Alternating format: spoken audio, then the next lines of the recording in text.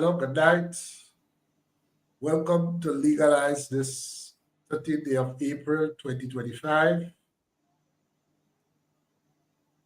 Tonight, we have with us two persons involved in the, if I may say, the consumer affairs industry. A bit more than that, but we'll get into that a bit further. But before I introduce my guests, I just want to apologize firstly for the absence of the co-host. I was asked about that last week, and I don't think she will be with us tonight again because she has been attending the Commonwealth Lawyers Association conference out in Malta. And I think she may just be arriving back in Grenada now, so she may or may not join us, but last week she could not join us because of that engagement. I just want to recognize the sponsors of this program, Gel Professional Solutions, Inc., Gem FM carrying this program out in Canada on FM radio, and also Grenada Technical and Allied Workers Union, GTAW. Attention all workers, your health and safety at work are critical. At Grenada Technical and Allied Workers Union, we are dedicated to ensuring you have a safe and secure work environment. If you encounter unsafe conditions or are involved in an accident, take immediate actions. Report it to the company, your shop steward, and make sure it reaches your union. Your health and safety is a priority, and a strong union means a strong voice for your rights. Don't wait. Address concerns right away and protect your well-being. For a safer workplace and a better quality of life, stand with the Grenada Technical and Allied Workers Union. Together, we can create a safer, healthier work environment for everyone. Thank you. We have with us tonight Brother Milton Coy, who is a consumer affairs advocate. He heads the local Grenada organization for consumer affairs. And we also have with us Brother Robert Medford. Brother Medford is a project manager and quality infrastructure management professional with 25 years of experience. He has demonstrated expertise in standards development, measurement system designs, process engineering and mapping, quality management systems, project management, business administration, information and statistical analysis, and strategic planning. Before joining the Grenada Bureau of Standards, Brother Medford worked as an information technology professional in the financial sector and later as a process engineer for production and quality in the private sector.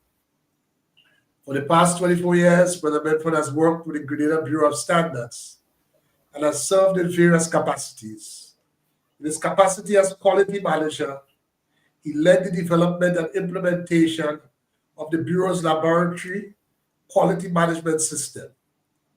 Under Brother Medford's leadership, the Bureau's analytical laboratory became the first ISO 17025 accredited laboratory in Grenada and the first laboratory within a Bureau of Standards in the OECS to be accredited to the ISO 17025 standard.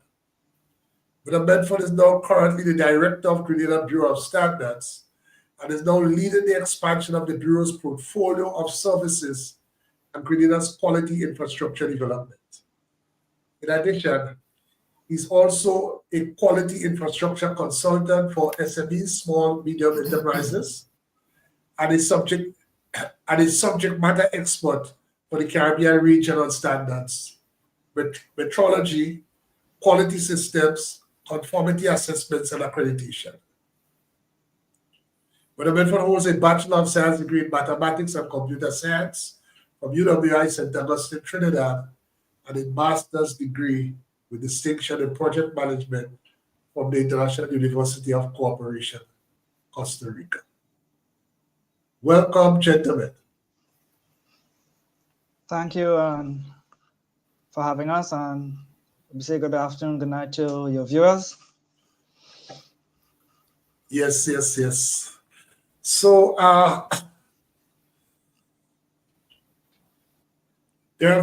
we come across lots of complaints. Since I posted the advert for this program, I've received several messages from different people saying that they are very much interested to know what recourse they have when they receive what they consider to be, and others may reasonably consider to be, substandard commodities, whether from the supermarket, whether from the hardware, or wherever. And tonight we are going to be discussing exactly that. So, Brother Coy, I don't know if we can start with you if you want to make any introductory remarks. Brother Coy? Brother Coy, are you hearing us?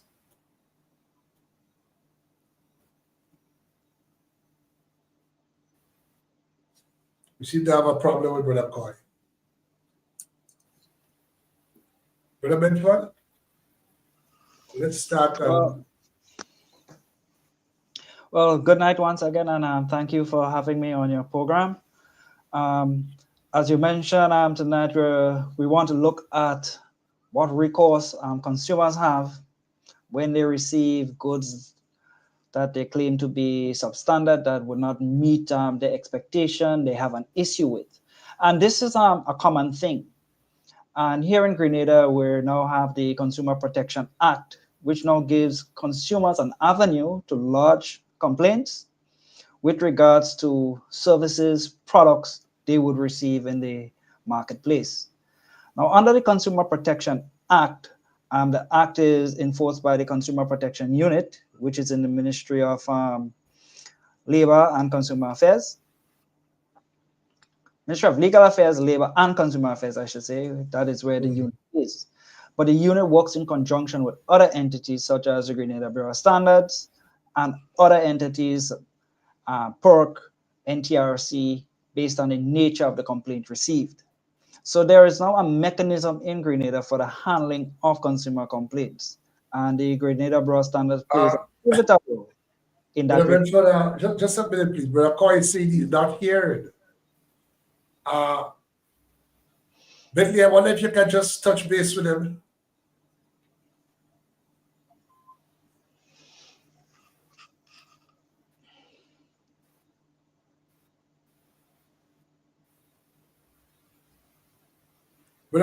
He's not hearing.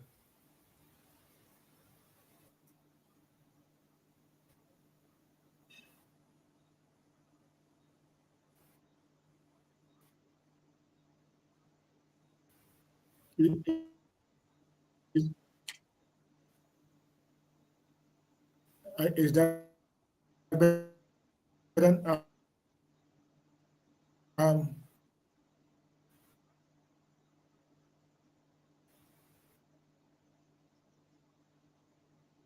Are you hearing me? Is anybody? We're hearing you, but you're not hearing us. We thought we had sorted that out.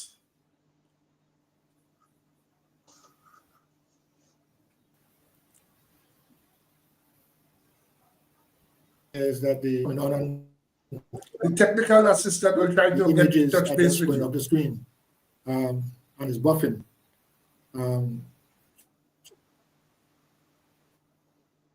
Maybe it's your connection. Maybe it's your internet connection.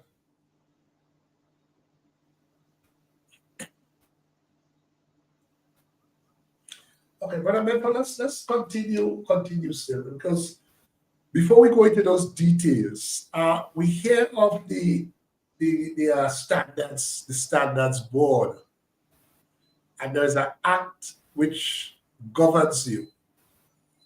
That's correct, right? Yes, that is correct. That is the Standards Act of 1989, and we are governed under the Standards Council as Right. provision under the Act. Okay, good. So under the Act, there is a standards council. What exactly? And you are the director of the council or the board? No, I'm the director of the Grenada Bureau of Standards, which serves as a secretariat. Right, So for the there is a council. council, which will be generally our board of directors, is headed by a Okay. chairman. Mhm. And I report to the council as the director of the bureau, and the bureau is a secretariat that will handle or implement the directives given by council and the directives under our mandate under the Standards Act. Okay, good.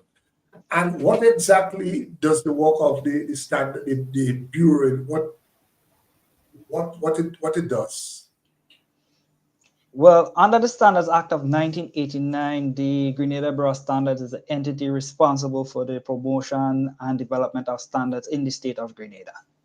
Mhm. So that means that we look at standards in all sectors, food standards and non-food standards. So we're that entity responsible for standards development. In addition to that, the Metrology Act of 1997 has now designated the Grenada Bureau of Standards as a National Metrology Institute for Grenada. And under that particular piece of legislation, we're responsible for both industrial metrology and legal metrology. And I think you'll be more interested in the legal metrology in that under the legal metrology component of the Act, we're responsible for ensuring that all weighing and measuring instruments used in commercial activities in Grenada is verified or calibrated at least once annually. So in essence, we have to ensure that the scales person are using to sell your goods are verified. When you go to the gas station to fill your vehicle with gas, you ask for $20 gas, 5 gallons gas, 5 liters gas, whatever it is you ask for. We have to ensure that that pump is measuring correctly. In the area of utilities, your electrical meter, we have to ensure that that is measuring correctly because you're paying a light bill. And we're now trying to set up the infrastructure for water meters. So all of those are legal measurements, and it's governed under the Metrology Act, the legal metrology component. Yes, and the industrial metrology component is what exactly? Now, the industrial metrology component is more for quality assurance for companies. So a company is using a measuring device in one of their processes, and they want to ensure that it is measuring correctly, to ensure that the goods they're producing meet their specifications. So we would verify, calibrate those measuring devices, and we have capabilities in the area of mass, volume, temperature, length, and we're developing other areas now. Okay, so how do you go about developing a standard? Take for example, for a standard for supply of food at restaurants. You have a standard for that, right? No, we don't have a standard that speaks to the supply of food in restaurants. But if you, let's say, have to develop a standard in, let's say, that particular area, the first step, you have to identify, the need for the standard. And then once you have identified the need for the standard, then it goes through a process. And we use the best practices out there with regards to standardization. So first, we will look to see if there is an international standard available. If there's not an international standard, we look to see if there's a regional standard available. And if there's not a regional standard available, then you have to develop the standard from scratch. Now, if you find a standard at the international level or at the regional level, you can take that standard now as your basis, and you can either adapt or adopt it to the needs of the country. So when I say adopt, that means the standard is take 100% as is. That means it suits the environment. When we say adapt it, we examine the document and make the changes that would be relevant to us. Okay, but If I think your let me see if I think your video has freeze. We having challenges tonight. Brother Coy, are you hearing us now? Are you hearing me?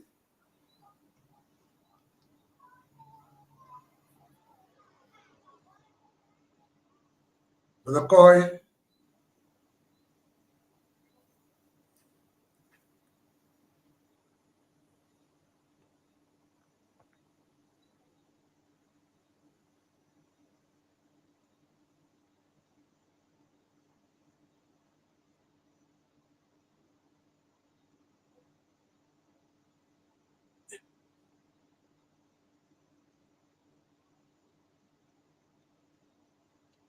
Brother Medford, are you hearing me?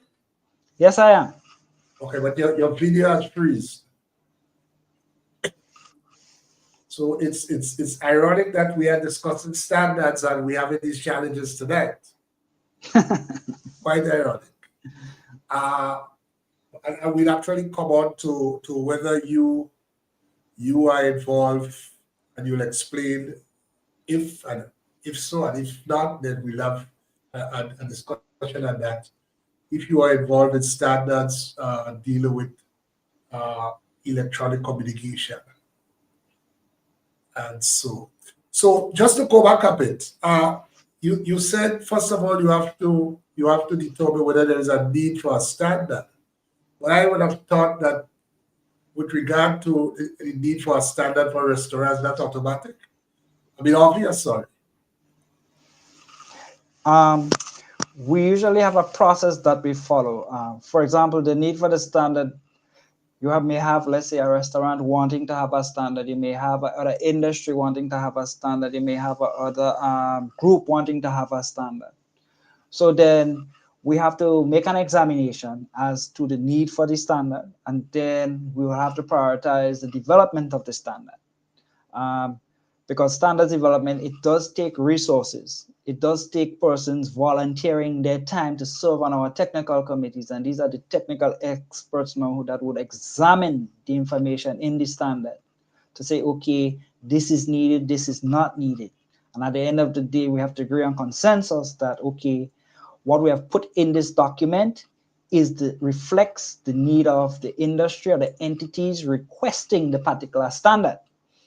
So when I say determine the need for the standard, we do have to make our assessment. And in that assessment also, you may determine, okay, the standard, once developed, there is a need for that standard to become a regulation, or the standard can remain voluntary. And then there are other criteria you would have to examine to make that determination. But are there standards in the tourism industry as a whole? Yes, there are standards in the tourism industry. And restaurants would fall under that? In the tourism industry, we have the standard for the accommodation sector. We have a standard for tour guides and tour operators. But I don't think we have a standard in place yet for restaurants. So when we say we identify a need for the standard, persons out there have to now communicate, okay, this is what we need. We just can't sit down and say, okay, we're going to develop this particular standard and this other standard here. And then at the end of the day, the need for that particular standard is really not a priority, I should say. So, for example, as you're saying, the restaurant sector, yes, there's a need for the standard. But in the restaurant sector, what exactly? Are you now looking at service, preparation of food? But then there are other pieces of legislation, for example, that can address that. For example, you're handling food. So the restaurant has to ensure that the persons handling food have their food handler's license. They have to ensure that the conditions in which the food is being produced is inspected by the Ministry of Health, and they have the documentation to say, okay, we approve on the sanitization side of it. So there are other pieces of legislation that can support that. So when you say now the particular standard, no, what exactly now you're zeroing on? Right. So we're not saying that there are not quote unquote standards for the handling. No, there are, but they may govern under other pieces of legislation. Right? Okay. Exactly. I think Brother Coy, we have you now. Yes, I'm here. I hope I'm hearing you, and I hope that you are hearing me as well. Hearing you loud and clear. Your video is also working. Okay. Okay. So we just wanted to for you to give introductory remarks. You didn't get the opportunity to do so with regard to tonight's program. Well, yes. I must say, pleasant good evening to you and the other colleague on the program, as well as to the viewers wherever they might be. And it is always opportunity I grasp when it comes to speak in the interest of consumers, and because I understand the value and importance of consumers in any economy, And most times the consumers are the ones who have to hold the dirty end of the stick because of whatever happens at the top. And so I think here in Grenada we do have to begin that process of trying to understand what can we do in light of all that is happening. Cost of living is high. This is high, and I am for consumers coming together to reason out and to think and to, of course, not just in a vacuum, but understanding that there are laws that governs the activities and all the things that consumers do and all the things that they that they have to experience. Yes, and just in the last 5 years, within the last 5 years, a piece of legislation took effect, the Consumer Protection Act, Yes. which is a very important piece of legislation with regard to protecting the rights of consumers.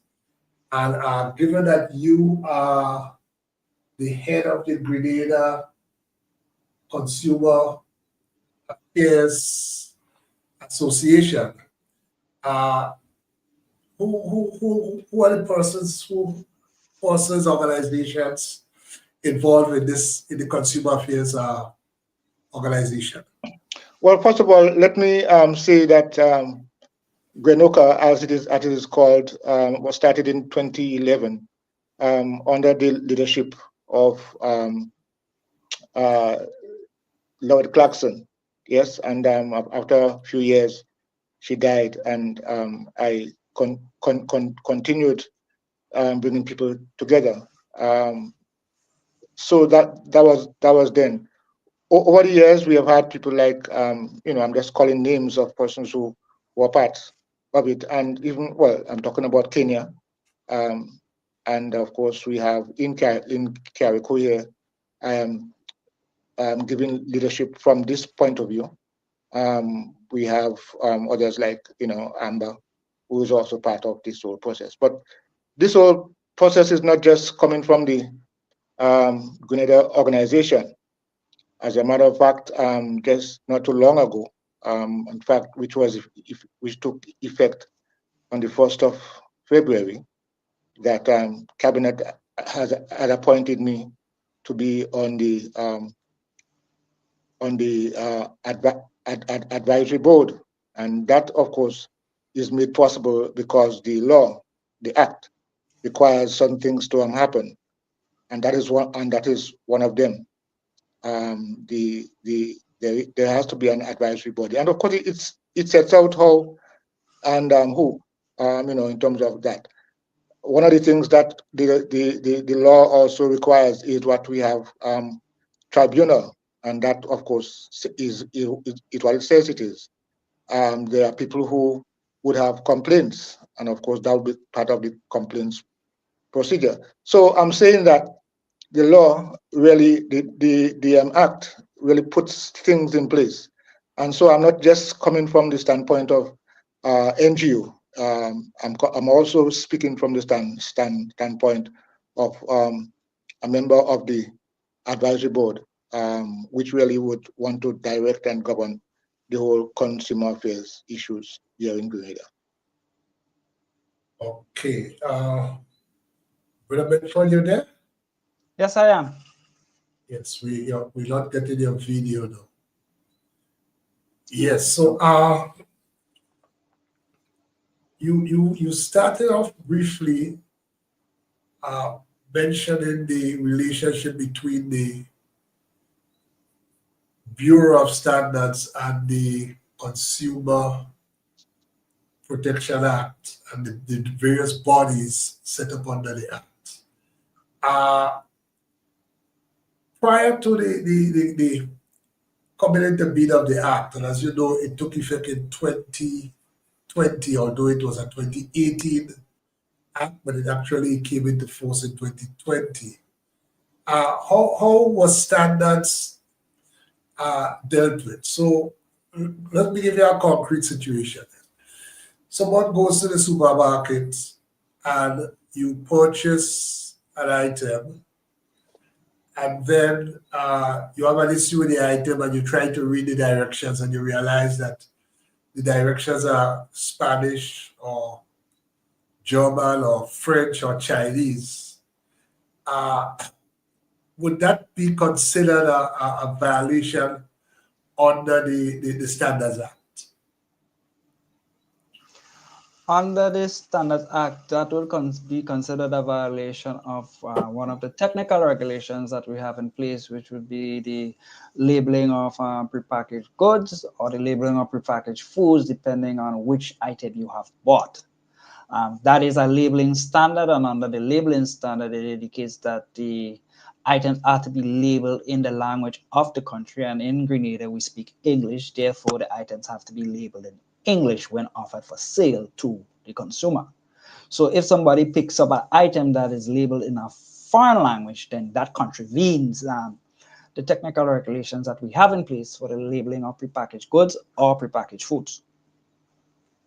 And how do you enforce these regulations? Because up to a few weeks ago, I've heard people say that they have bought things from supermarkets in Grenada here, which are in foreign, all the directions are in foreign language. It's in a foreign language. So there are a couple of ways that we can enforce. One, we work in conjunction with the Ministry of Health. So when containers come in and health is doing their inspection, if they flag, let's say, particular items in a foreign language, then they would notify us and then we would take action. We also work with regards in surveillance, that we would do spot checks occasionally at these supermarkets to see, okay, that the goods that are presented for sale are labeled in English. And then now we depend on consumers to make a complaint when they go to the supermarket and they find these items. Because at the end of the day, they're the one that have the purchasing power. So if they're in the supermarket, they see an item in a foreign language, they can make a complaint to us. And then we would take the necessary action by notifying the establishment, hey, listen, you have this on your shelf, it's in a foreign language, you need to redress this immediately. Either you remove it from the shelf or you get a translation of the label. Okay. So you have standards for package items in supermarkets. Do you have standards for items in hardware stores? These are pre-packaged goods. So if you go to a hardware store to buy, let's say, a shovel or a fork, no, we don't have standards for those. Okay. What's about for construction aggregates like sand, cement? There are standards in place, for example, for cement. Actually, there is a regulation in place for Portland cement that enters the state of Grenada, that the cement has to comply to some specific requirements in the standard. So there are some chemical requirements, and then there are some physical requirements in regards to the strength of the cement, which is probably the most important part of that particular product. So we have to make sure that when you use the cement, you're getting the necessary compressive strength from the cement. So we do have a standard that governs cement. We have a regulation that governs the importation of sand into the country. We have a standard that governs the manufacturing of concrete blocks. We have a standard for steel bars. We have a standard for using galvanized sheets. So these standards exist, and we do our enforcement to the best of our abilities of those particular standards. Do you have a standard for asphalt? No, we don't have a standard for asphalt specifically, but we do have capabilities for the testing of asphalt, which will be part of quality control when asphalt is being laid. And do you actually carry out those tests? Yes, we do. We have a fully functioning materials testing laboratory where we do testing of cement, concrete blocks, aggregates, sand. We have a microbial laboratory. We have an analytical chemistry laboratory, which in my introduction, that laboratory is an ISO 17025 accredited laboratory where we do testing of foods and some non-food items. So we do have the laboratories established. We're now in the process of expanding that laboratory infrastructure. So in the next coming weeks, we'll be commissioning a new wing at the Grenada Bureau of Standards at Queen's Park that will now house our analytical, microbe, metrology laboratories to improve the services that we currently offer and introduce a new suite of services to serve the population. Yeah. In terms of the standards, I know the Act, they use the term compulsory standards, and I think essentially compulsory and non-compulsory. Voluntary, we call them. Voluntary, but you'll be using the term technical standards now. That's how that language under fits in with the original language in the Act. The language remains the same. It's just that under the WTO, we're now kind of moving away from saying compulsory standards and we're now saying technical regulations, because you can now have pieces of legislation that can take snippets of parts of standards and put them in regulations. So it's just a name change from compulsory standards to technical regulations. But in essence, they're basically almost the same thing. Okay. Brother Coy, you said your organization was established in 2011? Yes, it was. And that would have been prior to the Consumer Protection Act. Yes, in fact, we played a pivotal role in working on the Consumer Protection Act. Of course, as one of the organizations, we were invited to participate in that process. So we were part of that, and we got a lot of the ideas that we had to do for ourselves as advocates, because that's who we are, really, advocates, consumer rights advocates. Okay. You know? Is your organization recognized under the Act? Yes, it is one of the organizations that is spoken about. Yes, it is. You know, it is recognized as a consumer affairs organization, NGO. It's not a government organization; it's an NGO, and so that is basically one of the NGOs that's on the island, really. Do you have an office, a specific office you operate from? Well, we not an office. We do remote in terms of online. I am physically now based in Carriacou. We continue to do education, and one of the things that the organization really was doing, and really has been doing, I mean, the records are there to show, is that we believe in consumer education, and a lot of the problems that consumer faces is due to lack of education. For example, we say we had from since the beginning up to now, consumer education is consumer protection. And we believe that if you educate yourself, certainly you not go to a supermarket or on the shelf and look at a thin stuff and you see on it expired 2 years ago. I mean, you don't have to call us to ask us if you must take it or not take it.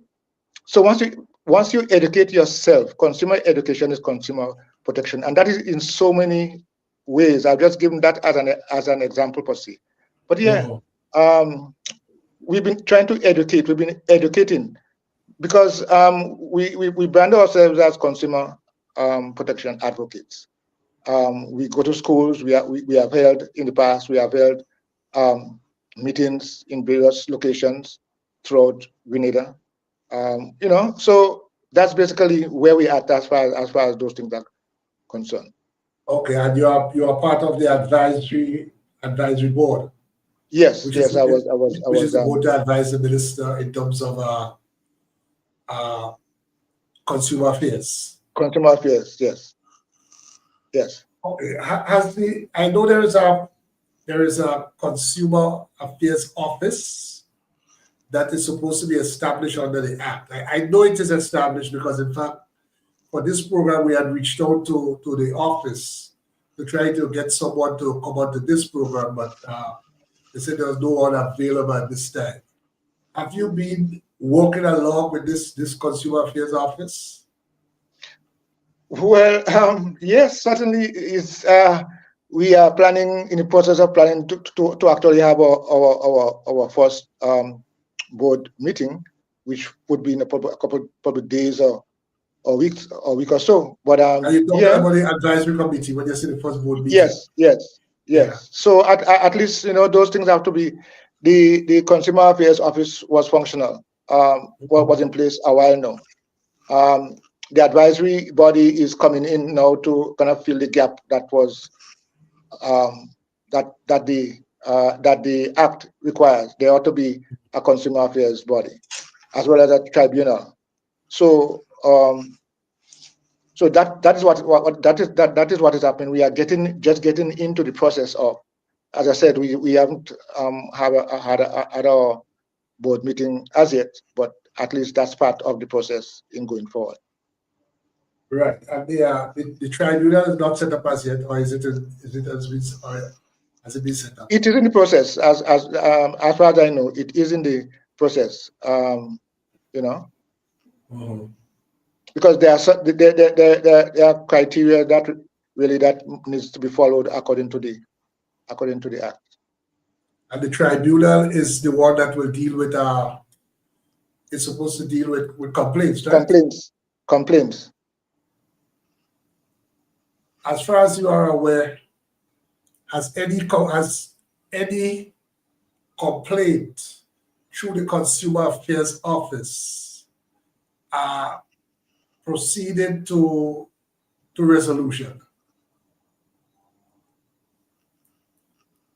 No, not as far as I'm aware. I'm not aware of that. You're not aware of any? Yes. No. So you will say that this is still a work in progress. Yes, it is. Imagine. I mean, I think you said it early on. The Act was passed in 2018, and it came into force 2 years later. 2020. So the process has to be ongoing. So now that we have. We are fulfilling the requirements of the law that this exists. So it's work in progress, and it's putting things in place so that the wheel can roll, can flow, and function properly.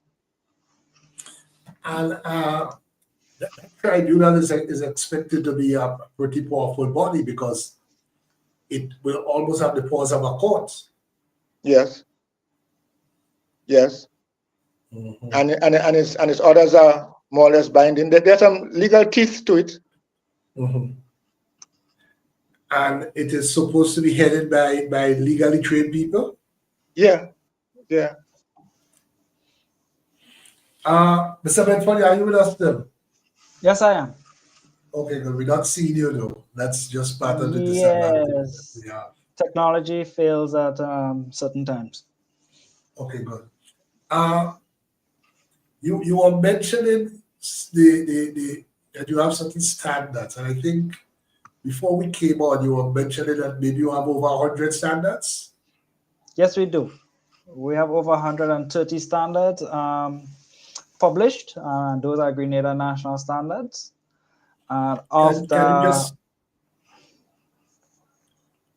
Can you just give us an idea of a few from different areas? Okay, so we have standards in the accommodation sector, we have standards in agriculture, we have standards in beauty and cosmetics, brewed products, building and associated materials, as we were discussing. We have a standard for carbonated beverage. We do have a standard for consumer complaints. We have standards for various consumer products. We have standards in the area of food. And the list goes on. We have standards, labeling standards. We have food safety standards. We have standards for safety matches. We have standards for occupational health and safety, paints, pesticide, pneumatic tires, poultry, refrigerant. So the list goes on. Okay, good. But I guess the concern of the public will be, yes, we have these standards, but the concern of the public would be, how are these standards enforced? To what extent are these standards enforced? And as a corollary to that will be, what capacity does the Bureau of Standards have to enforce these standards? All right, so let me make a misconception that that is generally there. So we do have all of these standards, but note, not all of these standards are technical regulations or compulsory standards. So enforcement comes now when the standard becomes a compulsory standard or a technical regulation. And out of the over 130 we have, only 28, I believe, are currently technical regulations. Because Okay. for example, in countries such as the United States, when you look at the EU also, that have over 100,000 standards, not all of the standards are enforced unless they are regulation. So it is, you will not have enough resources to enforce every single standard. But what you can do is to encourage persons to utilize these standards. So the ones that you do enforce, you encourage compliance, and the ones that you do not enforce, you encourage and promote and ask persons to utilize these standards in their production, in the services that they're offering, so that when that service is offered to the general public or to the consumer, it meets that consumer expectation. Okay, good. In terms of your compulsory standards or technical regulations, as you call them now in today's language, if you could just give us one or two. In particular, I want to ask, what standards do you have in the construction industry, and to what extent that was the standards, if those you have in the construction industry, if any, were informed by the experience of Hurricane Ivan and the Hurricane Beryl? So the standards we have in the construction industry, we have standards for Portland cement. That standard became compulsory, I think, shortly after Ivan, if I'm not mistaken. We have standards for alloys and galvanized sheets. That one became compulsory shortly after Ivan. Let me just make a correction. I do believe that the cement standard was compulsory before Ivan. Before Ivan. Yes, that was compulsory before Ivan, because that was a standard that was done in 1999, if I am not mistaken.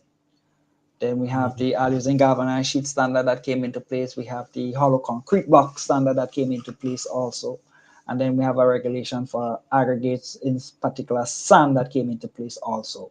For alloys and galvanized sheet, that standard came into place in 2005, shortly after Ivan. So we do have those standards. We also have a standard for steel bars for the construction industry. So I will speak to one of the particular standard, probably one of the very important one, that of cement, that we use every day in our construction activities. So we do have a program in place for ensuring that all cement imported into the state of Grenada complies with the requirements of the standard. We have just done a revision to the standard, so the new revision would be published shortly, and we're looking also to continue the compulsory status of that particular standard. It goes through a process.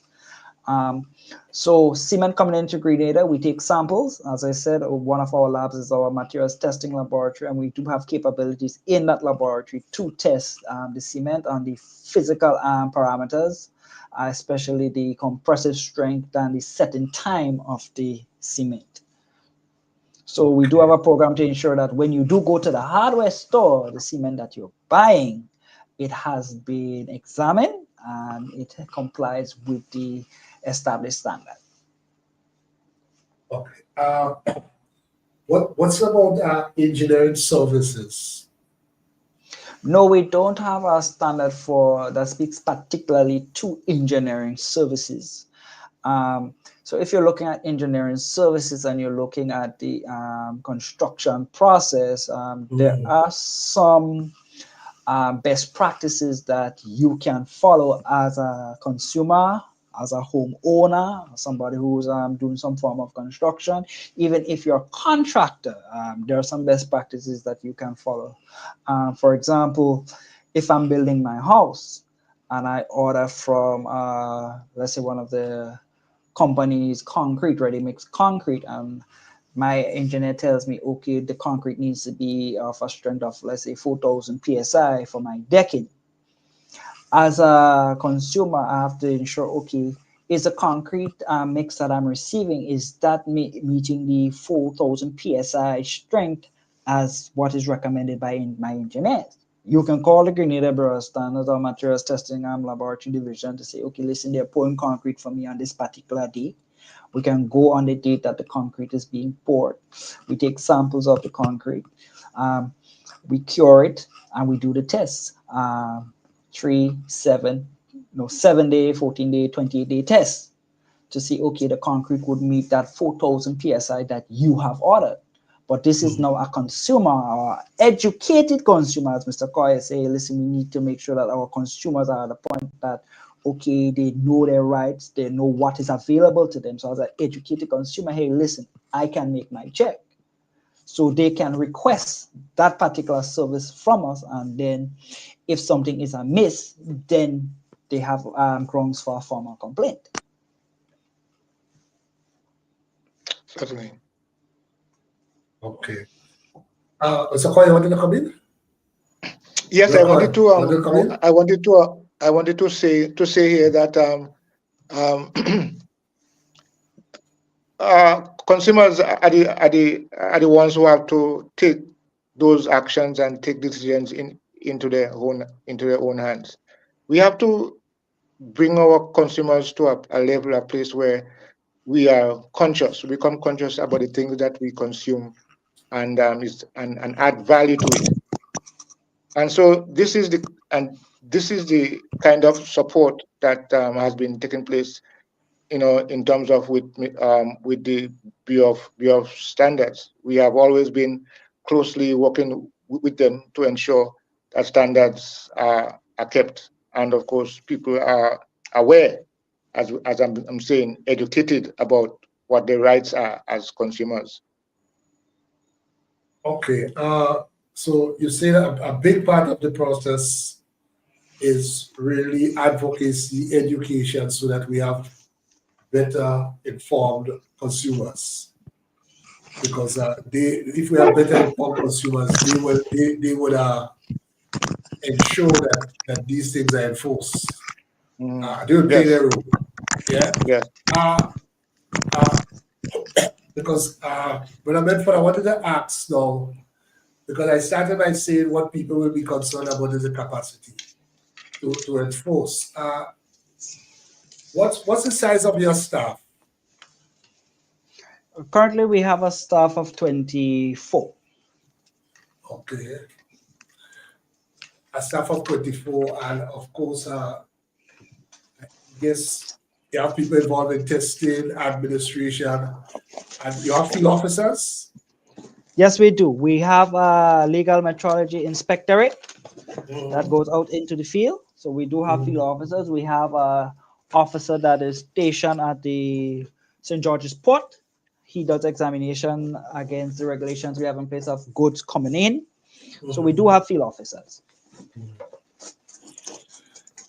Okay.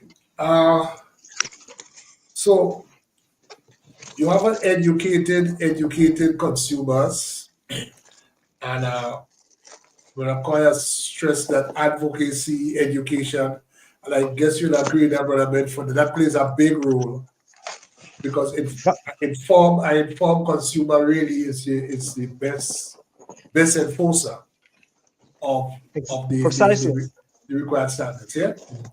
Agreed. Okay. But The consumer goes to the supermarket, and as Brother Coy said, he takes up a product, and when he reads the direction, he sees that not when he buys the product, goes home, puts it in storage, and let's say 2 days later, when he's ready to use it, he reads the directions and he recognizes that it is out of expired product. What options? What can he do or she do? What is always recommended that whatever complaint that you have, you purchase something from somewhere, the first line of defense is to bring it to the attention of the place that you purchase it. Lodge it with them and say, listen, this is what you have sold me, but this is not what I really asked for.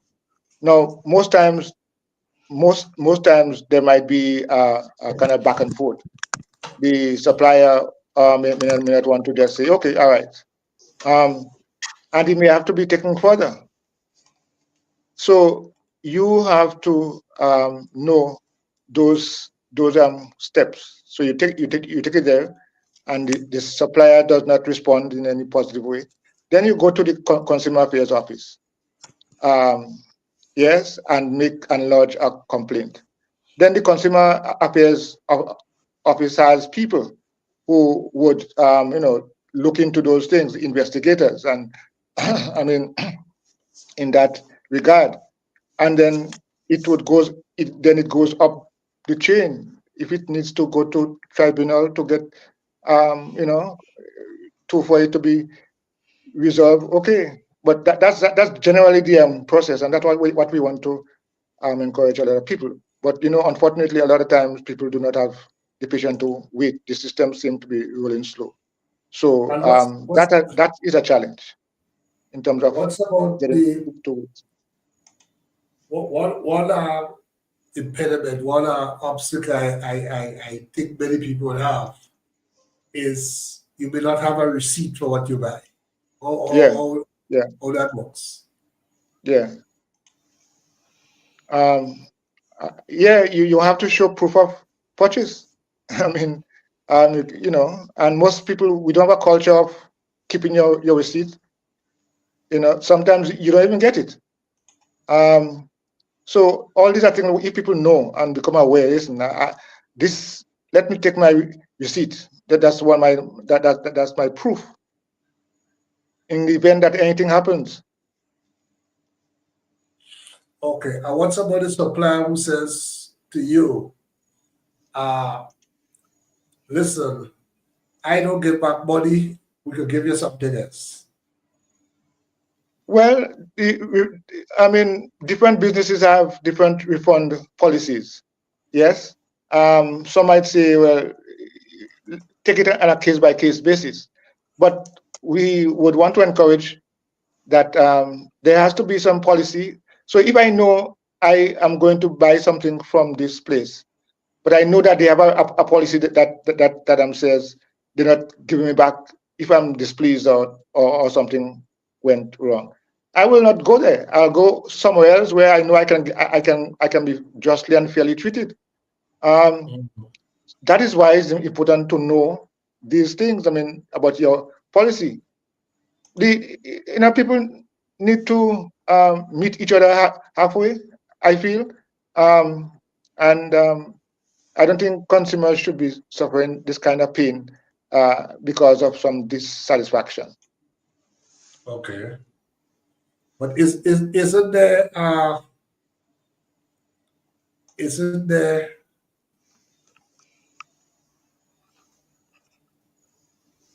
provision against refusal for refunds?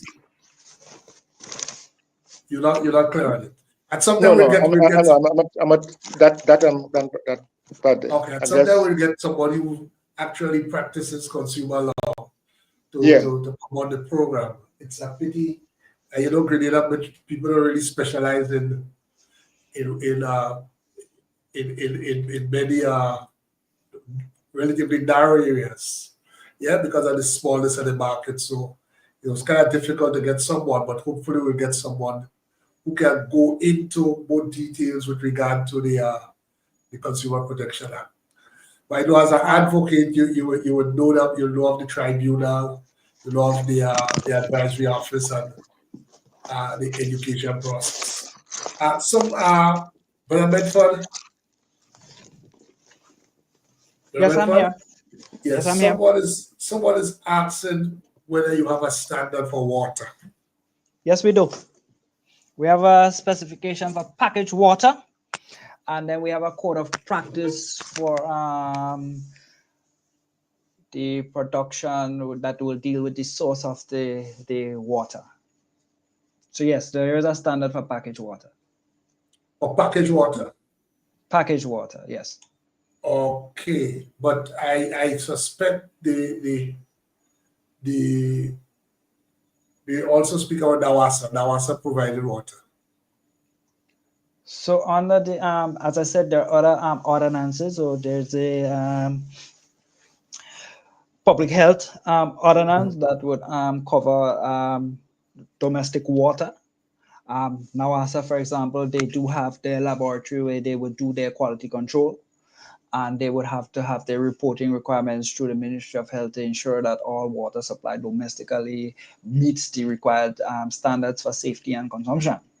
So there are other pieces of legislation that will govern that.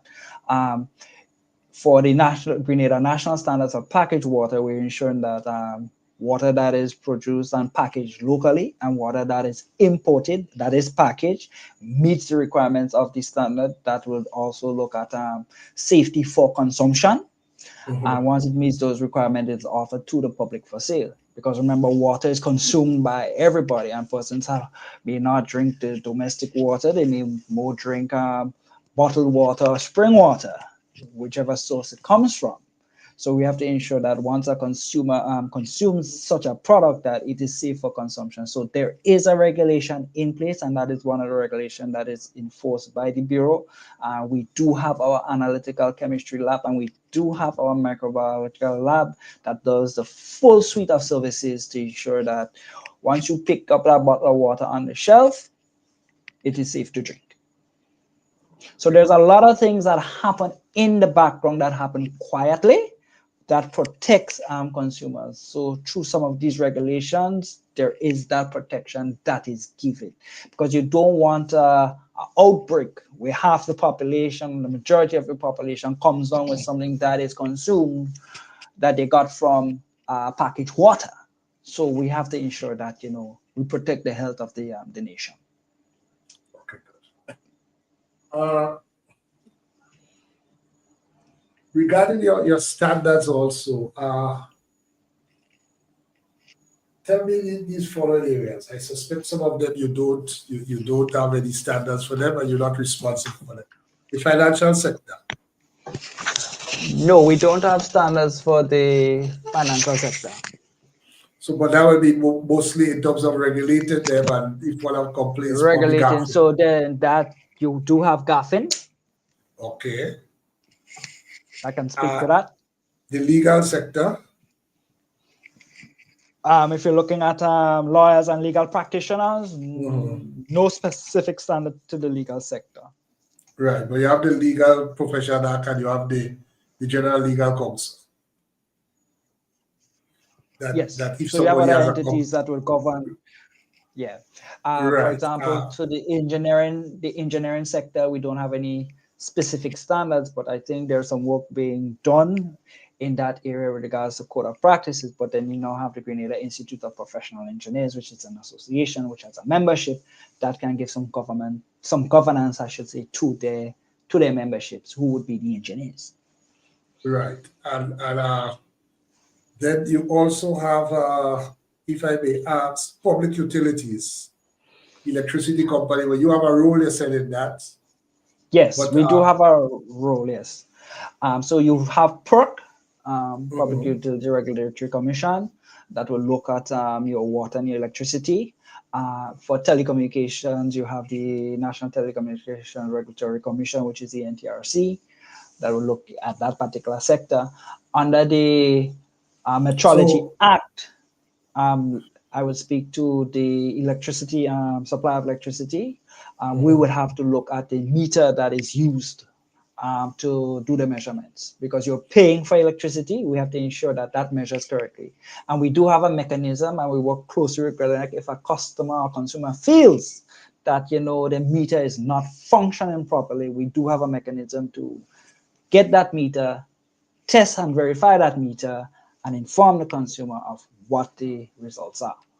right. So a situation where someone just finds, listen, there's a massive increase in their electricity bill over a short period that they really don't think can be explained by use.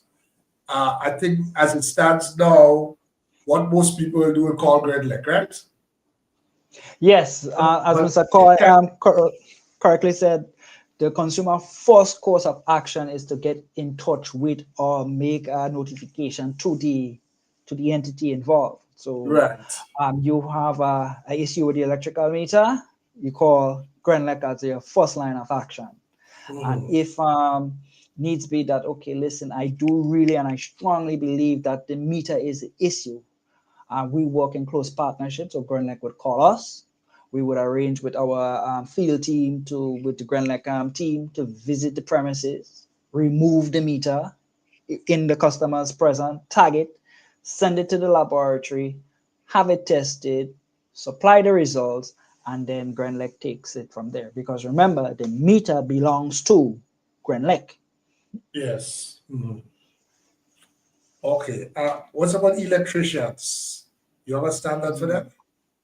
No, we don't have a standard for electricians, but there is, I think, through the National Training Agency, there are competency standards for like your wiremen and your electricians when you're looking at your CVQs, your plumbers, and those other persons. So you're now speaking of competency standards. So you have the Grenada National Training Agency that handles some of those competencies standards, I should say. Telecommunication, major complaint. People feel No, you that, have a let me body for that. yes, I know, but I just want to show the scenario. Uh-huh. But I could also, as a consumer advocate, your internet gone off. Yeah? You lose your internet service for a period. I have an experience losing it for several days in fact. And you get the bill, same thing. Yeah? That's a consumer protectionist, you know? That's an agreement from consumer you have right there. What's the situation with that? Who do you complain to? Where do you seek to get redress? Well, with regards to telecoms, one, you first need to lodge a complaint with your provider. Right. Hey, listen, this is the issue that I am having. And whatever mechanism that provider has in place to address that particular complaint, I think should be activated to give you a response. Failure to do that, there is the National Telecommunication Regulatory Commission that governs the telecom sector. So you can lodge a complaint there also. And they would advise you also, hey, listen, this is what can happen. A lot of persons, they would call us, they would call consumer affairs, and we would have to direct them accordingly. But there is a body set up that addresses specifically the telecom sector, and that would be the NTRC. The big problem though is that the difficulty of any individual. Brother Coy with us? Brother Coy?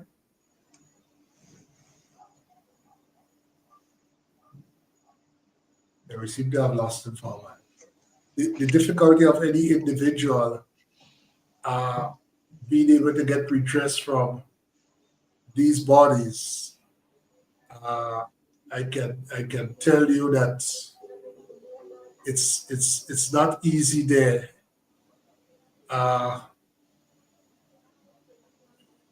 So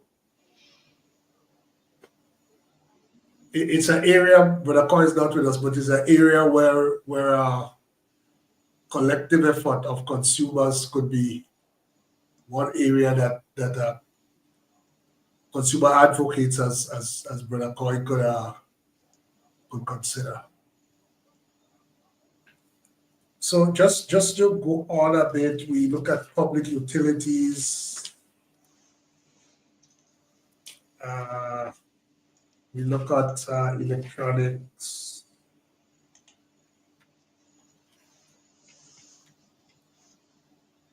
Okay, but Coy is not with us. It's really ironic that tonight we having these problems when we discussing standards. But Medford, there's someone asking if there are any standards associated with the production of beverages, namely Coke. Yes, we do have standards for brewed products, and we do have a standard for carbonated beverages. Okay. Is it one of these technical regulations or is it just voluntary? The carbonated beverage, I don't believe it's a technical regulation, but I know for the specification for brewed products, yes, that is a technical regulation. So that is your beers, your malts, and those things. Okay.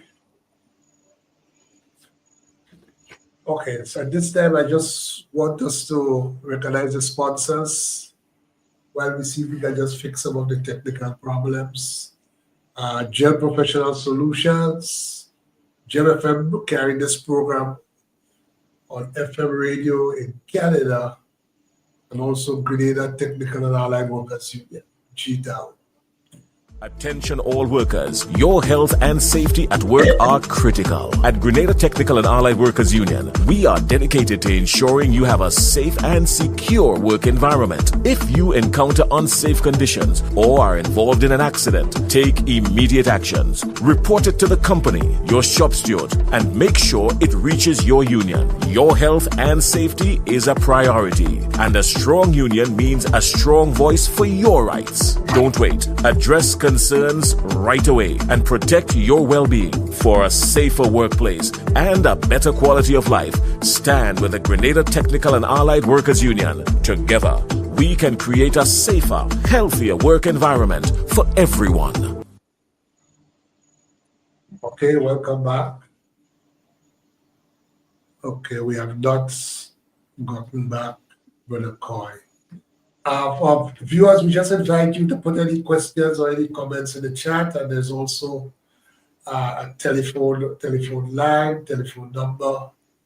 We'll post the number up in a minute. The number is 404-6434. You can actually call in to participate in the program through a comment or a question. Brother Medford, you have been working with the Bureau of Standards for the last 25 years, correct? That is correct. Yes. What would you say? Would you say that over these 25 years, you have seen greater commitment by suppliers to comply with the standards, whether they are voluntary or compulsory? Just tell us something about your experience working in the field. Yes, I think today there is more awareness of standards. There's more awareness of the importance of standards. Yes, a lot more can be done in, giving that visibility, giving that PR. But over the years that I have been at the Bureau, I have seen an increase in that awareness. For example, our local manufacturers, we have a program in place for the labeling, certifying your labels. So if you're doing a prepackaged good or a prepackaged food and you intend to offer it for sale, we encourage you to bring your label in, have it certified, get your certificate of approval, because it is a technical regulation that is in place. And over the years, we have now seen the supermarkets, when persons come to say, okay, we have these products, we want you to retail them for us, or we want you to offer it for sale at our establishment. They're starting to ask, do you have your label approval certificate? Because if we're going to put it on our shelf, we want to make sure that it is labeled properly. And it is important because, for example, a properly labeled product tells the story of the product, and it can be a stepping stone to greater things. Because you have tourists, you have entrepreneurs, you have investors may visit Grenada, they may go to the supermarket, they may pick up a locally manufactured product, and they may fall in love with that product. What happens if you weren't following the labeling regulation and you left out your manufacturing information, your contact information? That is an opportunity lost. So we encourage persons, you have it there. You're looking to export, be export ready. Properly labeled, yes, your market may have some additional requirements, but there's some small changes you can make to take that next step. When we speak of quality of the product, and it goes back to the point I was making, when we encourage persons, even if the standard is not compulsory, we encourage you to use the standards that are established, that are voluntary, as part of your quality control process. Because when you put that product out there, the quality speaks for itself. And today, quality will now have to speak given the atmosphere or the environment we are now in. So we have to be competitive, and that is where standards play that role. So over the years, we have seen persons taking that step. So we have seen an increase in, okay, persons coming to us to have their labels approved. You need barcode for your labels. That's another service that we offer. So we pay the subscription, we pay the annual fees, and we give you your barcodes. But that's a requirement. We want to make sure that if you're going to put the barcode on our product, the product should have the proper label on it. So yes, I have seen an increase in that. I've seen increase in testing. I've seen increase in compliance. I've seen increase in the materials lab. Persons coming to the materials lab to say, hey, listen, do a soil analysis for me. I'm interested in building. I see persons bringing in concrete blocks. Say, listen, I bought these blocks, but I don't think they're of a good quality. I don't think they may meet the strength. So here's a sample. Can you test for me? And we do have a hollow concrete block certification program, something we're looking to revamp. So we'll now have a call out for persons to sit on the hollow concrete block standard, because we're revising the standard. So yes, we have seen an improvement. We have seen an increase in collaboration with other entities that we work closely with, Ministry of Health, Physical Planning Development Authority, and other entities. And right now, we work in a close partnership with Consumer Affairs. I think just last month, it was World Consumer Day. We were invited to a program that they had. It was at the Blue Street Mall to bring awareness to consumers. So yes, I have seen an increase, and I do hope and pray that it continues. What kind of work, what kind of collaboration, and which areas you do more so with physical planning? For physical planning, we encourage persons, if you're going to build, you have an engineering design. The example I gave you, for example, the concrete. You're pouring a deck of 4,000 PSI. We encourage you to test. Someone may have an issue or say, okay, something is not done to specification. We can come in and do a particular test for you. Soil analysis, for example, to influence your foundation design. We're an advocate that if a plan is to be approved, and we'll always be advocating for this, if you're approving a building plan, it should be influenced by some measurement. Your design of your foundation should be influenced by the type of soil you have, the nature of the soil. So depending on whether you're building on gravel, you're building on clay, or you're building on sand, you'll have a different design. So a soil test, for example, should influence that particular design. So we're encouraging persons, okay, you're sending that in, have the soil test there to say, okay, this is what it's calling for. We're also encouraging at different aspects of your project. You have some testing done. You pour your concrete for your decking. You could have the test done to ensure that, okay, the decking is what is within specification of my my plan. I'm doing a retaining wall. It is within specification of my plan. But as I said, things happen quietly in the background. So you know that the cement you're buying meets the standard. You know the hollow concrete blocks you're buying meets the standard. You know the steel bars you're buying meets the standard. You know the sand you're buying meets the standard. So these things are happening.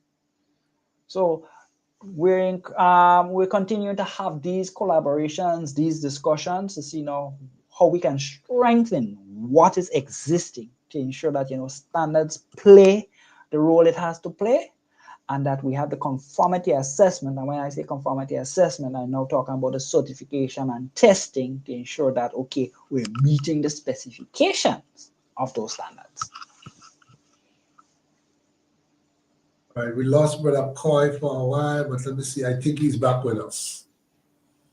Okay. I wanted to ask. Okay, Brother Coy, you back? Yes, I'm back. Sorry, I don't know what happened. Just dropped off some.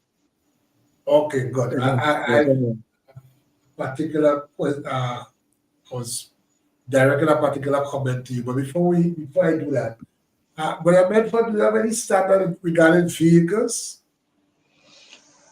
No, we don't. No, we don't have a specific standard regarding vehicles, not for imports. But I do know that in some of our OECS member states, I do believe St. Kitts, I do believe the Bahamas now, they do have I think St. Lucia to an extent now have standards for used vehicles that are imported. So that is an area that we would have to work on. But right now, we don't have a Grenada national standard for imported vehicles. And I think that what goes with that also is that we will also need a program to have a certification done of these vehicles on the supplier end to be supplied to us when the vehicles reach here. So that is a discussion that we would need to have. So I think the Transportation Board and the relevant authorities, I think that discussion needs to happen. So it goes back now when I say we need to identify the need.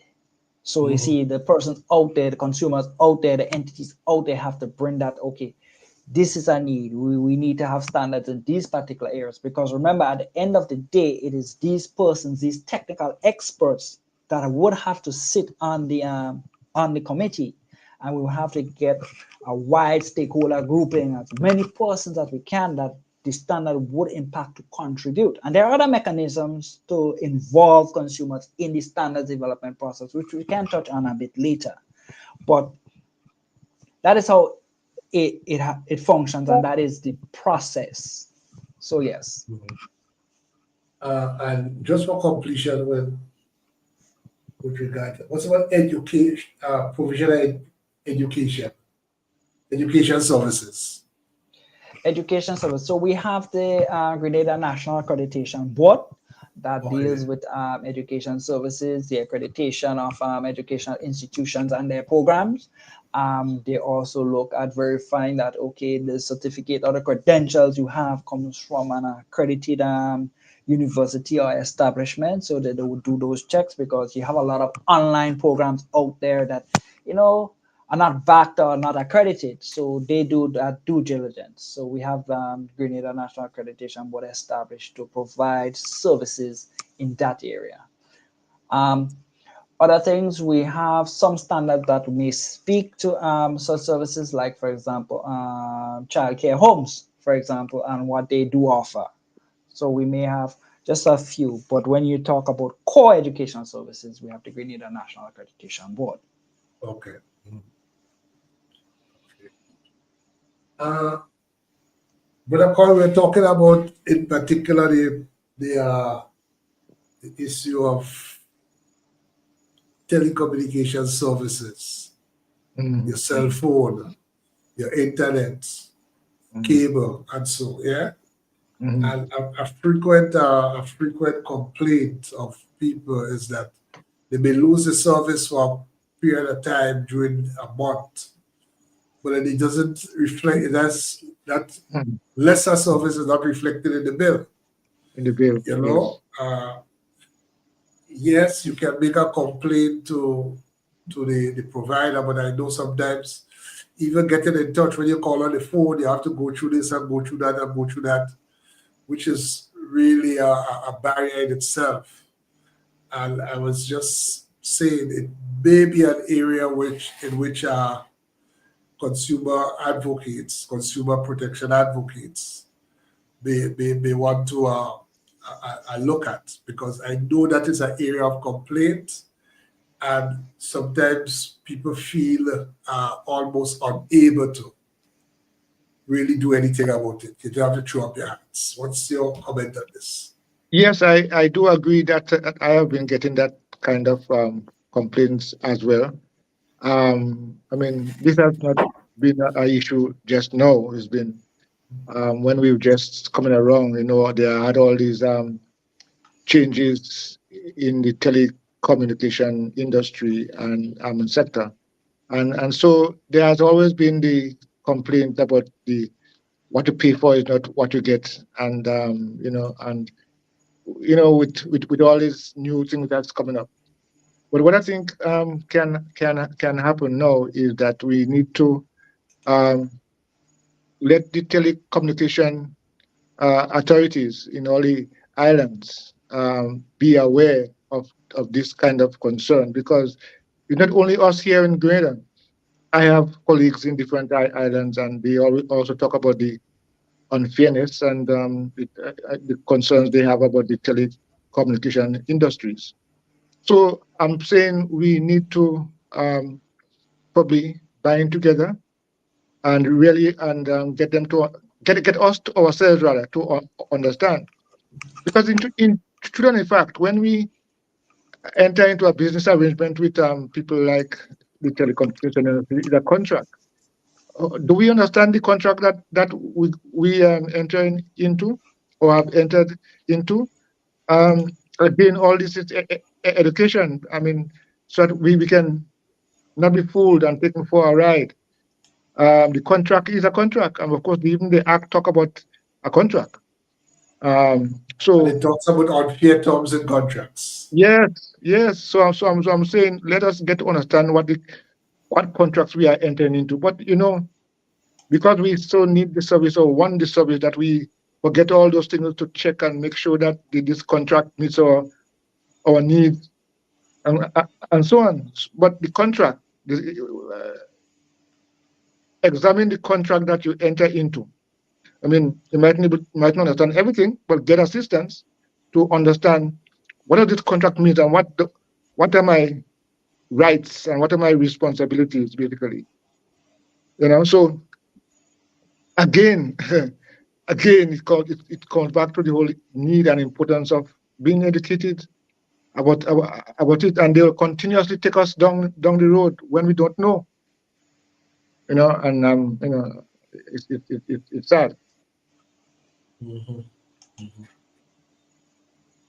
Brother Medford, is there a standard for treating with complaints? Yes, there is. There is a standard for the handling of consumer complaints.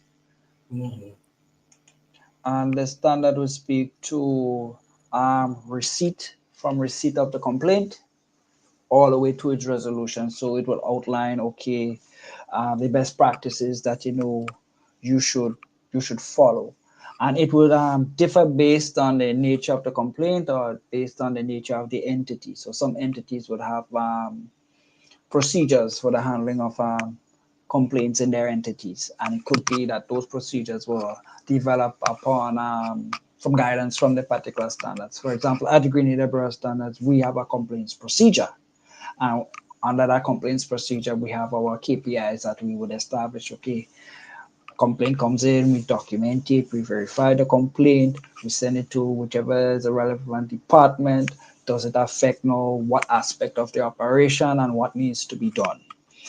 Do we need to And take when you correct? speak up, that complaint you're talking about is a complaint about the work We are of the bureau or the work of Yeah, it some. could be the work of the bureau. It could be Okay, the service that we offer that you were not pleased with. Persons would call in and complain on particular products, and then we will now have to activate our mechanism to address those. So, for example, you alluded to when we started, somebody goes to the supermarket and they see a product labeled in a foreign language, and they call us and say, "Okay, listen, we have a product at X supermarket labeled in a foreign language." Then we would dispatch an officer to X supermarket to investigate and tell the person, so listen, if we find the product, say, okay, listen, you cannot be offering a product in a foreign language for sale because it's no, contravening, violated the regulation that is in place. And that will be the labeling standards. So you need to take a corrective action. Corrective action may be, okay, if the product can be relabeled in a suitable manner or the product needs to be removed off the shelf. Same thing when products come into the country and it's stopped at the port. For example, we have a standard for pneumatic tires. So once pneumatic tires, that's your car tires, your bus tires, your truck tires, enters the state of Grenada, the regulation comes into force that we have to inspect to make sure that these tires meet particular requirements. If they don't meet those requirements, then okay, it is either sent back or destroyed. Now, if a consumer goes and purchases a tire and he said, okay, something is wrong, then he comes to us and say, hey, listen, I purchased this particular tire, and then it depends on when the complaint comes to us. A man is expecting a tire to last in 2 years, you run it for a year and a half, and then he's complaining on it. We don't know what the tire went through. So, as I said, so what the standard would say, you get the complaint, you investigate, you validate the complaint, and then you take the appropriate action. So it'll give you that necessary guidance. As I okay, and said, of it course, differs based on your product and based on the institution. and you also you have correct me if I'm wrong. You have a voluntary standard or a benchmark which you provide or recommend to organizations, inclusive of business places. That if you get a complaint, this is the way you should handle it. You have a Yeah, the standard. standard, the standard, the handling of consumer complaints, that standard give you the guidance. Now, Right. with regards to the response time and those things, the standard would not speak specifically to that. Is now the business and the nature of their operations to establish those response times. Right. And I guess the thinking is that all of these standards would ultimately resolve issues rather than you have to go and they try and do it on the courts. Let me ask also, Brother Ben, do you have a standard for security services? Because we have No, several of these no, security firms around now. no, we don't have a standard that speaks specifically to security services. So if there's a need for a standard for security services, then someone has to bring it forward. Mhm.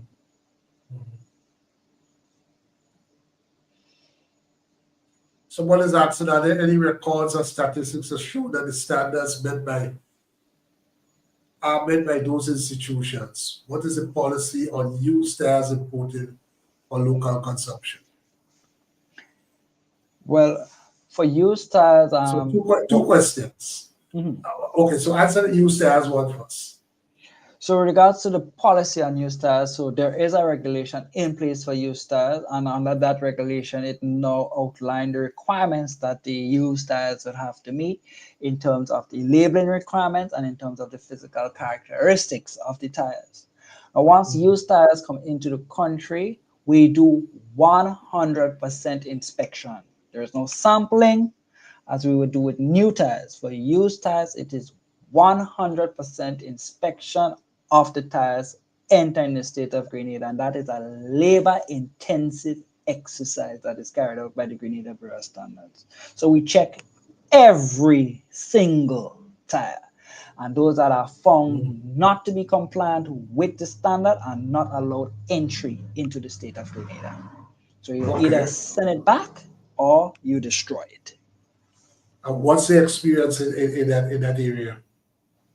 Over the years, we have seen greater compliance with regards to the used tires coming in. A few years back, we had an issue with persons wanting to bring in snow tires into Grenada. And now the standard speaks to say, okay, listen, we are a tropical environment. You cannot bring in snow tires. You can bring in all season tires, but you cannot bring in snow tires because they do not function well in these environments, and it could be a safety issue.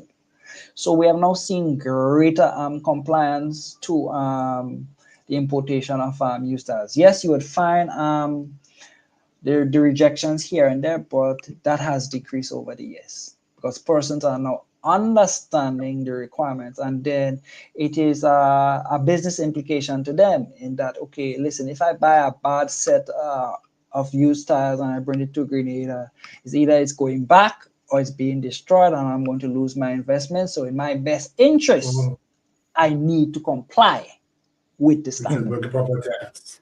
Yes. Yeah. Very good. You know, it's compliance is less costly than the risk of losing the investment. Exactly. Brother Coy, you want to come in? No. I was just actually repeating the comment about compliance. Yes. And that is one of the challenges that we always had. The issue of non-compliance. People do not like to comply to regulations and rules. And for example, I mean, in the early days when I was involved in consumer affairs, there was, I don't know if you can recall, there was price controllers, and people used to be going around to the various shops and ensuring that they adhere to the various prices and so on. And you say we don't have that anymore? Well, it has evolved. It had evolved into consumer education, not just limiting to shops and so on, because that was the real focus of it, to ensure that community shops and all these places in particular, adhere to the prices of stuff. Again, it's because consumers complain. They having different prices, different places, and so on. Yeah. But compliance is critical, very, very, very critical. Right. Brother Medford, do you keep statistics on complaints? Yes, we do. Every complaint that comes to us, our procedure requires that we document our complaints. Right. So even if we don't, if we're not able to handle that particular complaint, then we inform the person of where they can direct the particular complaint to. So if we get a complaint with regards to, as they say, telecoms, we will have to direct the persons to the NTRC. Right. So I don't know if that is what the person asking the question. If are there any records or statistics to show that standards met by yes, we do. Yeah, we keep it. And for example, our lab is a 17025 accredited lab, so it is a requirement for us to document all of our testing activities, even if it's under regulation or if someone comes in voluntary to us. So if we're enforcing a regulation, yes, we would have data with regards to, okay, all the products that came to Grenada under the regulation that passes through our lab, all that have complied and all that have not complied. So we would have those records. And are they made public? There is a requirement for making the records public because under the accreditation, we also have the confidentiality with regards to our clients. But if those it would affect the health of the country or security issue of the country, then we work in conjunction with the relevant authorities in making the information public and taking the best action possible. Okay, put it advisory. Well, we will have to, with regards to the advisory, yes, when we do meet, because I'm also part of that board, when we do meet, we'll now have to look at the mechanism as to know how we make informed decision, how we treat with information, what information we treat with, and those things. Yet at the same time, ensuring that we don't violate any other pieces of legislation or any piece of regulation that may speak to confidentiality of information, nature of information, depending on what is out there. Okay, tell us about the council, because I know you have the bureau and there's also a council. What's the relationship between the two? The Standard Council serves as the Grenada Bureau of Standards Board of Directors. So what happens with the council, they give us policy, they inform the policy direction of the Grenada Bureau of Standards. So for example, when we develop standards and it goes through a process, so it goes to, okay, there's a need for the standard. We identify the standard to be used or the standard to be developed. We establish a technical committee. The technical committee does its work. We then send the standard to the council, say, listen, we need your approval of the standard for public comments. That is where now the standard is circulated to the public, and we invite the public to review the document, and we post it on our website. We invite them to come in, send your comments, because if it's going to impact on you, we want to hear from you. If we get any comments, we send it back to the technical committee. They dispose of those comments.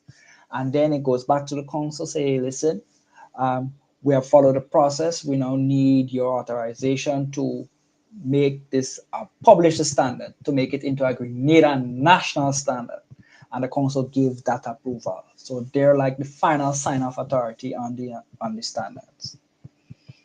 And the council also comprises of various entities, some technical experts that can also provide some comments, some guidance. Yes, that's what I was about to ask. The members of the council are drawn from where? They're drawn from what is required by the Act. So the Act lists entities that would form the council. So you have the Commodities Board, you have the Chief Produce Chemist, you have the Grenada Industrial Development Corporation, Grenada Institute of Professional Engineers, you have the Consumer Protection Association. Mr. Coy was a member of our council, so he knows the full functioning. So we have the experts on the council, and it is one of the biggest boards in Grenada. The council comprises 15 persons.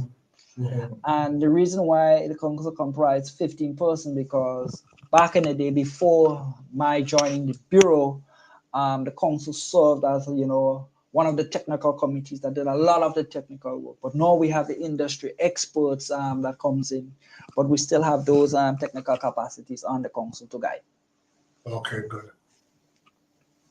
So someone is asking, has any company been suspended from ordering certain goods, I guess any good, after a series of complaints were made by members of the public? Have you ever had a case where you had to say to a company, listen, you can't bring in this good, it is banned or whatever it is, or is it a case where that gets stopped at the port? So no, it gets stopped at the port. I don't like to use the word banned, because if it's banned, it has to be, you have to have very good reason for banning something. But it will get stopped at the port. So if the good did not comply, it's either removed from the shelf, or it's stopped at the port of entry, you send it back, or you destroy it. The example I gave you with tires, you catch that at the port.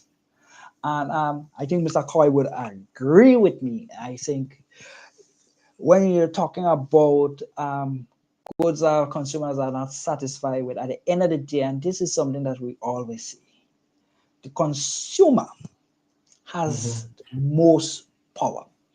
If you want to stop something from circulating in your marketplace, the consumers can do it. And let me give you an example.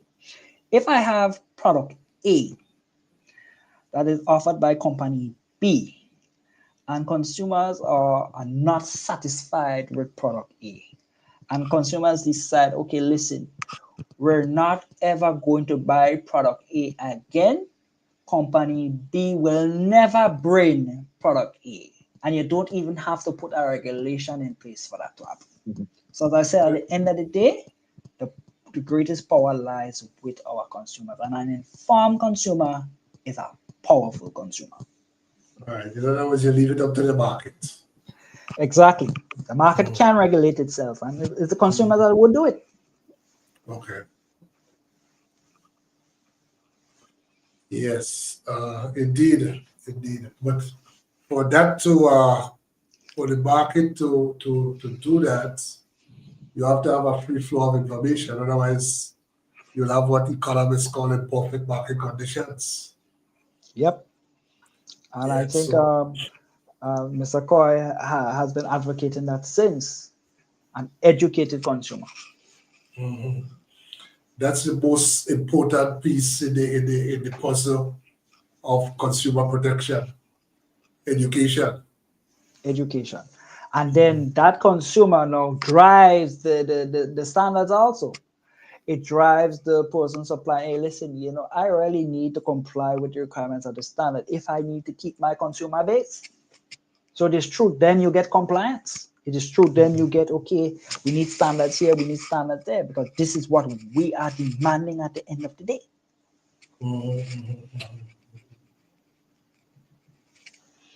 McCoy? Yes, well, I do agree that that's the ultimate goal.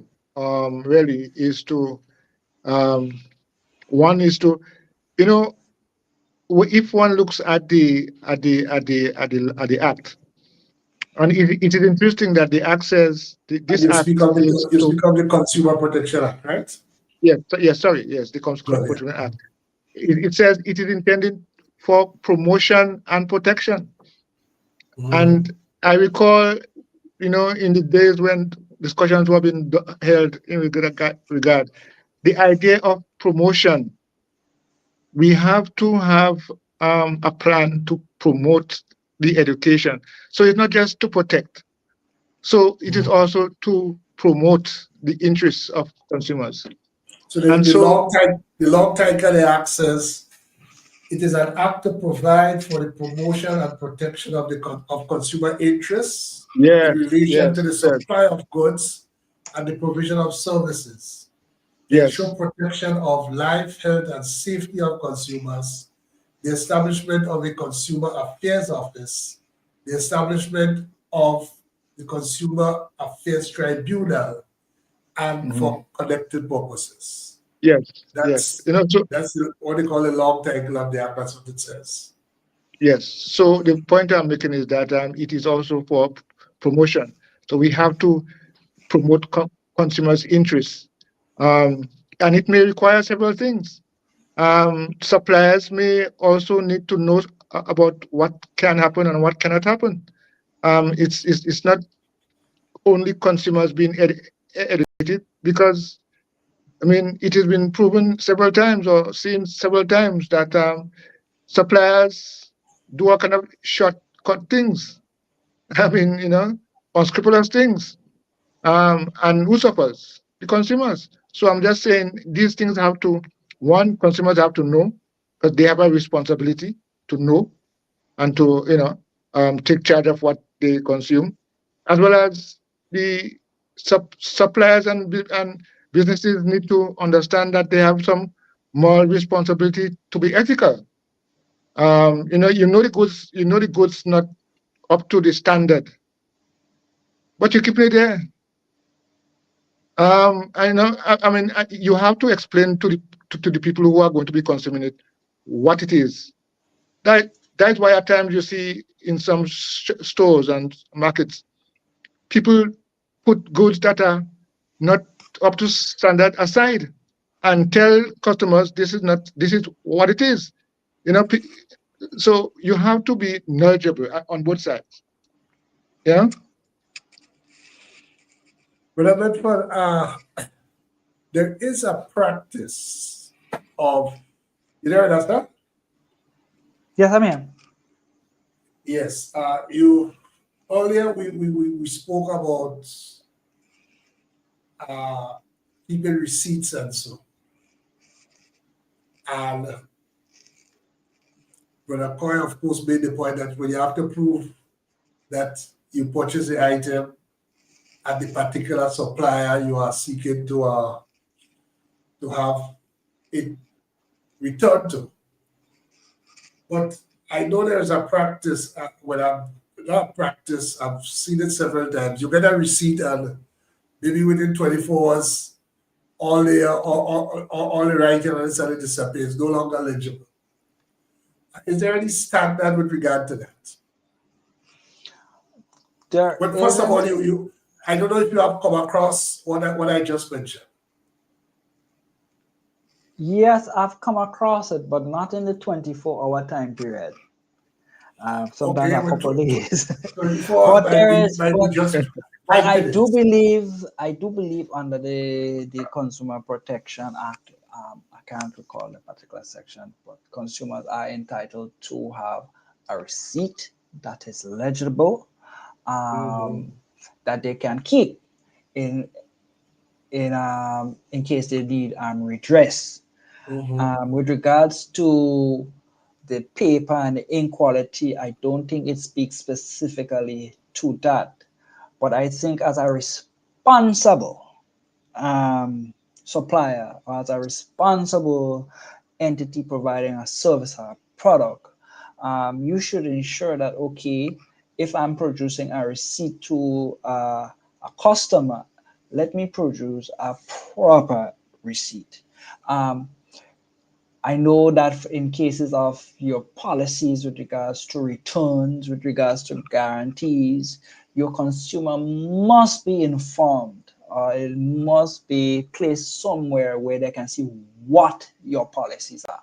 So you just can't just walk into a store, you pick up something, and then you bring it back, and the person tell you, well, no, you can't exchange it, and they didn't have no sign or no indication of what the policy and returns are. You have to display those things, and I think under the act it states that these things have to be in place, and that's now why you have the Consumer Affairs Office. So when consumers say, okay, listen, I believe that my rights are being violated,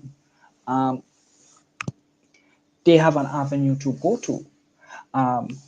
If it now requires a more technical investigation, and the Bureau of Standards has that technical expertise because the violation is under a particular regulation, then we come in and we will say, well, this is what it is. We've given the information. Yes, it is a violation. Let's see what other recourse that we can do. So we do support, but under the Consumer Protection Act, these are the minimum requirements, some of the minimum requirements that the consumer is entitled to. And as a responsible business, you should be meeting those requirements. So give me a receipt that would last. That is responsible behavior. Somebody in the chat is saying many of the receipts fade very quickly. Yeah. Besides the process of recovery, it is so frustrating, it is discouraging. I don't know the last point there, probably meaning having to return things. But I can tell you, Robert Medford, that the issue of the receipts is a serious one. Because in the line of work I do most times, sometimes you have to go through documents, to prove, and you can't make out one of the receipts. It is something that is I often encounter. So I know maybe the 24 hours is heightened, but I will adopt the language of the person there. Very quickly. Yeah, very quickly. Yeah. Sometimes as I educate the consumers, okay, if we know, these things can happen, what I've started doing, if I'm in doubt, I take my phone out, I take a snapshot of my receipt as a record. So, but it's widespread. It is widespread, yes. Yeah, it is widespread.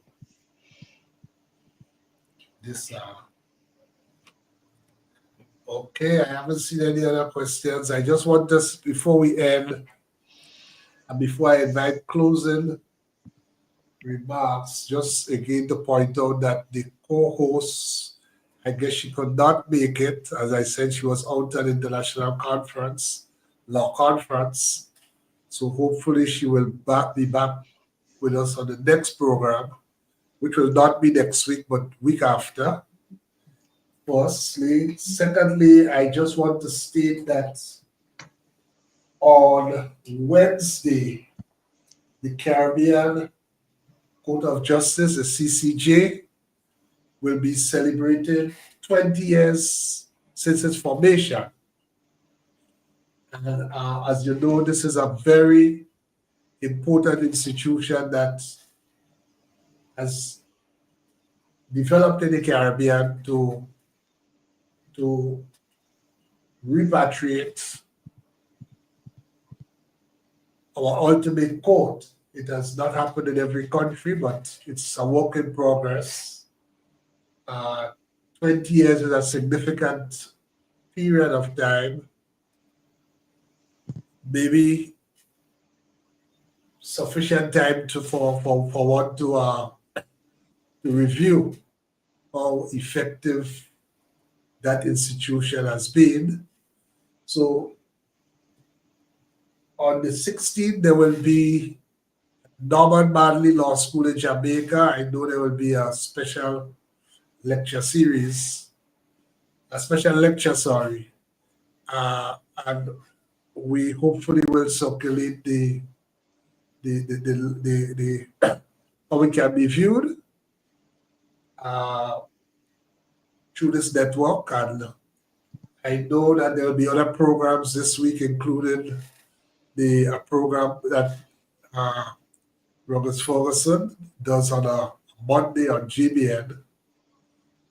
Also looking at the CCJ 20 years after.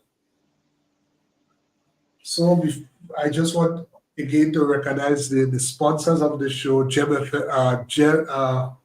Professional Solutions, Gem FM, carried this program on FM radio out in Canada, and also Grenada Technical and Allied Workers Union, GTAL.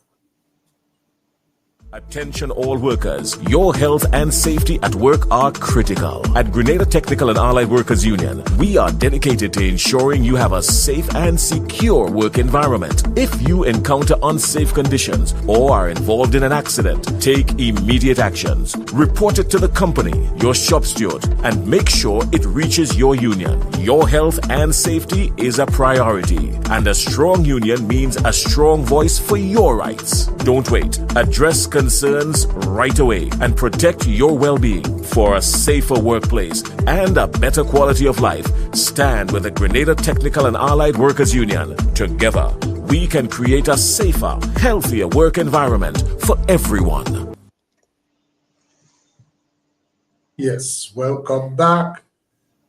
Brother Coy, will take any closing comments from you.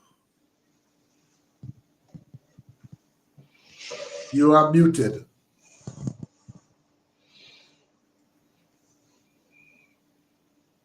Thank you. I always look forward, as I started in the beginning by saying I look forward to be part of conversations that create, educational support to consumers. And I really believe that even as our motto says, consumer education is consumer protection. And I believe that we have to arm ourselves with knowledge to avoid all of the things that we can suffer as a result of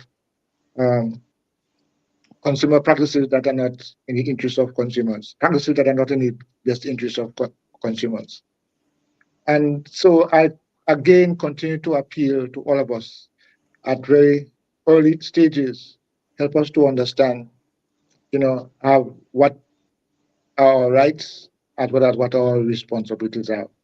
Because we don't only have rights. We have a responsibility to ensure what we consume is healthy. For example, we have a responsibility to ensure that the standards are kept. First of all, we have to know what the standards are.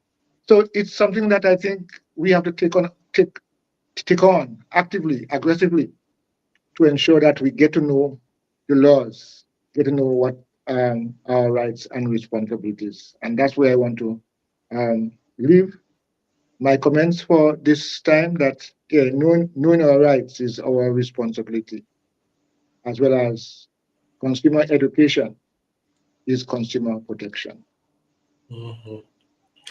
Okay, before you go, one person is asking if any of the panelists work or is attached to the Consumer Affairs Unit. And I guess the answer is no, although Brother Coy is a member of the advisory council. Body, yes. The advisory body. The Consumer Affairs Unit is like the day-to-day body set up under the Consumer Protection Act. And consumer protection is really a work in progress. Hopefully, we will be able to bring somebody from the unit at some time, and hopefully with a lawyer who can delve deeper into the act. I will ask if I can get somebody to do that in the not too distant future. Brother Medford? Well, first, let me thank you for having us on the show.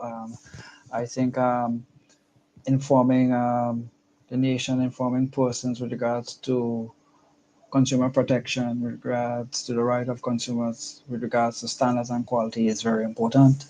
And at the Grenada Bureau of Standards, we always remain committed to ensuring that we meet the needs of our clients, we meet the needs of the nation, because it is in our mandate to ensure that we develop standards in the best interests of Grenada, be it environmental, be it safety, be it consumer protection.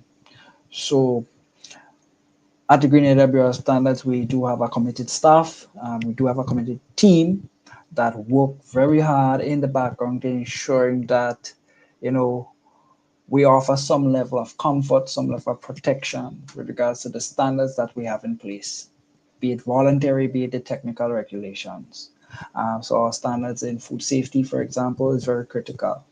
Our standards for the construction sector is very critical. For any of the sectors is very critical. Even our service standards are very critical because our consumers today demand quality, and that is what we're here to do, to ensure that quality requirements, that quality expectation is met. Through our laboratories, we have established capabilities on island to do testing to ensure that what is stated in the standard, the requirements are met. We may not be able to test every single thing because we don't have the infrastructure for every single thing, but we are continuing to develop, we're continuing to expand to ensure that Grenada's national quality infrastructure is supportive of the needs of Grenada. So let me thank you. Let me also thank Mr. Coy. It is a collaboration. It's a discussion that we need to continue to have. We need to continue to promote and educate our people.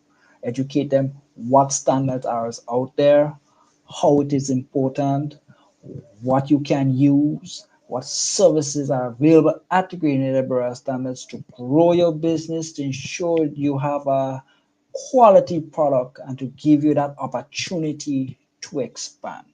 So thank you once again, and we look forward to having more discussions with you, more programs with you as we promote standards and quality and consumer protection. Yes. So thank you.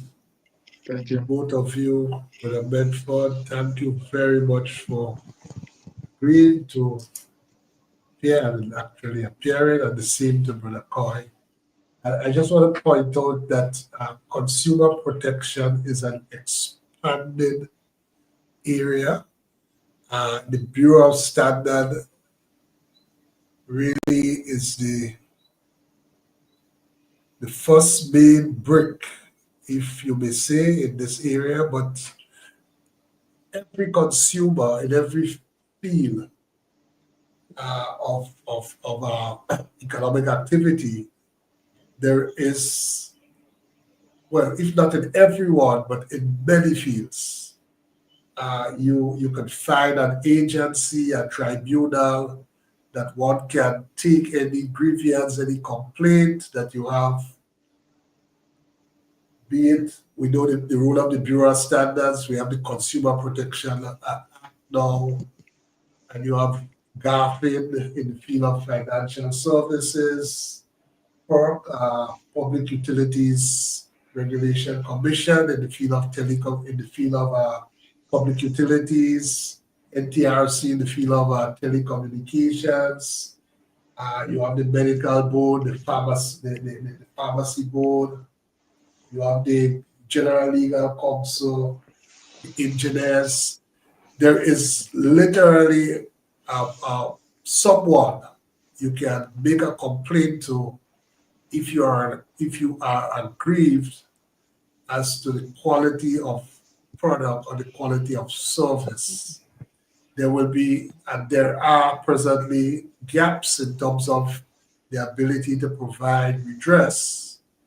But the starting point is to really know your rights and to know the avenues for redress so that you can put them to the test. By putting them to the test is the only way that they can be improved. That will be for the general good of all. Because you may put it to the test and not succeed, but because of the action you take, there may be improvements that someone in the future is going to benefit from. Thank you once again, gentlemen, for appearing. Thank you to those who viewed the program. The next program will be on the 27th of April. We're not going to have any program next week, Sunday, Easter Sunday. Thank you very much, and good night. Thank you.